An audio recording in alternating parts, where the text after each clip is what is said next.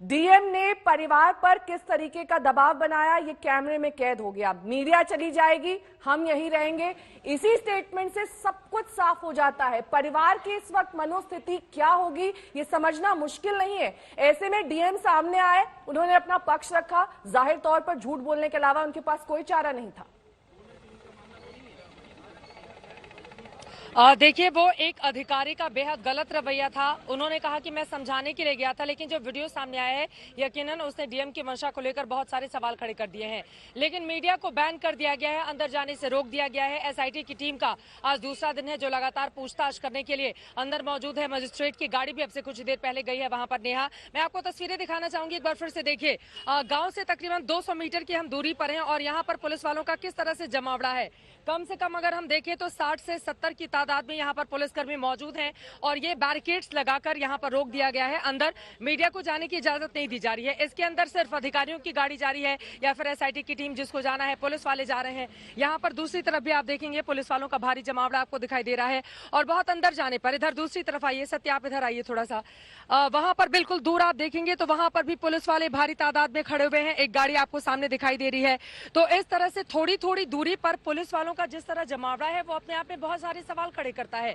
डर किस बात से है? क्योंकि एक गैंगरेप पीड़िता जिसका परिवार अपना बयान दर्ज कराना चाहता है, वो निष्पक्ष जांच चाहता है, वो चाहता है आरोपियों के खिलाफ कड़ी से कड़ी कार्रवाई हो, फांसी की सजा हो। लेकिन इतनी भारी तादाद में यहाँ पर पुलिस बलों की मौजूदगी अपने आप में यकीनन, क्योंकि परिवार यही आरोप लगा रहा है कि हमें सच बोलने नहीं दिया जा रहा, हमें डरा के रखा गया है, हमें बाहर नहीं जाने दिया गया है, जैसा कि उनके भाई का बयान भी हमने सुनाया है। तो इस वजह से प्रशासन की मंशा यहाँ पर सवालों के घेरे में है कि आखिर किस बात का डर है आपको, किस बात से आपको डर लग रहा है कि मीडिया अगर अंदर चली जाएगी और परिवार वाले मीडिया के सामने अपनी कुछ बातें कह देंगे तो फिर आपको दिक्कत हो जाएगी। लेकिन सबसे बड़ा सवाल इसके साथ ही नेहा ये भी खड़ा होता है कि न्याय कैसे मिलेगा। एसआईटी की टीम जिसने कल दिन भर पूछताछ की थी, बाकायदा लिखा गया था, गांव के भी कुछ लोगों से पड़ताल की गई थी, आज उसका दूसरा दिन है और एसआईटी की टीम के पास आज के बाद बचते हैं 5 दिन। 7 दिनों के भीतर उसको अपनी रिपोर्ट तैयार करके देना होगा सरकार को, जिसके बाद फास्ट ट्रैक कोर्ट के जरिए मामले के निपटारे की बात यूपी सरकार की ओर से की गई है। तो उसका इंतजार तो किया जा रहा है, लेकिन यहाँ पर भारी पुलिस बल की जिस तरह की मौजूदगी है वो अपने आप में सवालों के घेरे में है। और परिवार वालों के पास अगर कोई भी अधिकारी जाकर उनको समझाने, क्योंकि मामला अब यहाँ के डीएम और एसपी से बाहर निकल चुका है, मामला अब एसआईटी की टीम के पास है। अगर आपके ऊपर भरोसा रहता तो फिर आपके ऊपर भरोसा करते हुए परिवार कहता कि हाँ आप ही मामले की तफ्तीश कीजिए, यहाँ के एसपी को फिर जिम्मेदारी दी जाती। लेकिन यहाँ के मौजूदा पुलिस सिस्टम से परिवार का भरोसा उठा, इसीलिए एसआईटी का गठन किया गया। अब एसआईटी के गठन के बाद जांच शुरू होने के बावजूद अगर डीएम जाकर इस तरह की बातें समझाएंगे परिवार वालों को तो यकीनन ये गलत है, ये नहीं होना चाहिए। डीएम की सफाई पर सामने भले ही आई हो, लेकिन सोशल मीडिया पर जिस तरह से उनके तमाम जानकारी के साथ लगातार हमारे साथ जुड़े हुए हैं। अभिषेक, चित्रा दिखा रही थी कि पूरी तरीके से छावनी में तब्दील हो चुका है हाथरस, और हाथरस में किसी तरीके से मीडिया को एंट्री ना मिले। हमने ये भी कल एक वीडियो में देखा कि कैसे वहां पर एक वकील को भी अंदर जाने से रोका जा रहा था। फास्ट ट्रैक कोर्ट का अगर गठन कर भी दिया जाता है, लेकिन अगर न्यायिक मदद नहीं पहुंचती है, वकीली परिवार तक नहीं पहुंच पाते हैं, तो ये परिवार कैसे न्याय की उम्मीद करेगा?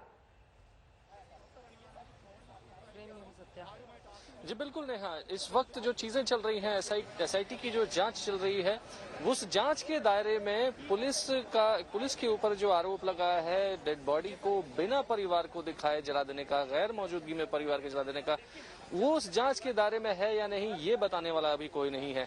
तमाम यहाँ पे प्रशासनिक अधिकारी हैं, तमाम पुलिस के आला अधिकारी हैं, लेकिन इस बात पर सब लोग चुप्पी साधे हुए हैं कि क्या पुलिस की इसमें गलती है। हमने जो अपनी आंखों से देखा, हम जब उनसे इसके बारे में सवाल पूछ रहे हैं तो उसको पूरी तरीके से नकार दिया जा रहा है। कैसे रोका जा रहा है यहाँ अंदर जाने से, ये भी मैं आपको बता दूं। पहला बहाना ये है कि 3 पुलिस वाले जो विक्टिम की फैमिली के साथ सिक्योरिटी में थे उनको कोरोना हो गया और 2 और को सिम्टम्स हैं। दूसरा ये है कि एसआईटी की टीम अंदर है, उनको जांच में दिक्कत हो रही है, इस वजह से मीडिया अंदर नहीं जाएगी। ये 2 जो मुद्दे उठा दिए हैं यहाँ के लोकल प्रशासन ने, उसी की वजह से अब बैरिकेड लगा करके मीडिया की एंट्री बंद कर दी गई है। यहाँ तक कि और कोई भी वहाँ के रहने वाले लोगों को छोड़ करके और कोई भी अंदर बाहर नहीं आ जा सकता है। दूसरी चीज ये है कि डीएम के हाथ की पावर है कि वो कितने बड़े इलाके को कंटेनमेंट जोन घोषित कर सकता है। अगर उन्होंने पूरे गांव को कंटेनमेंट जोन घोषित कर दिया तो 14 दिन तक कोई अंदर नहीं जा सकता है।